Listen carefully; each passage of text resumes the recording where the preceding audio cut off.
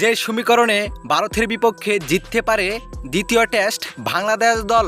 দর্শক, টানা 2 দিন বৃষ্টি আসার পর আজ মাঠে খেলা গড়াই, যেখানে দ্বিতীয় টেস্টের চতুর্থ দিন চলছে আজকে। আজকে বাংলাদেশ 233 রান টার্গেট দিয়েছে ভারতকে। আর এই 233 রানের জবাবে ব্যাট করতে নেমে ভারত 9 উইকেট হারিয়ে 285 রান করতে পেরেছে। মুঠে বাংলাদেশকে 52 রান রিড দিয়েছে। আর অনেকেই ভাবছে 52 রান নিলেই মনে হয় বাংলাদেশ ম্যাচ জিতে যাবে, কিন্তু সমীকরণটা এমন না।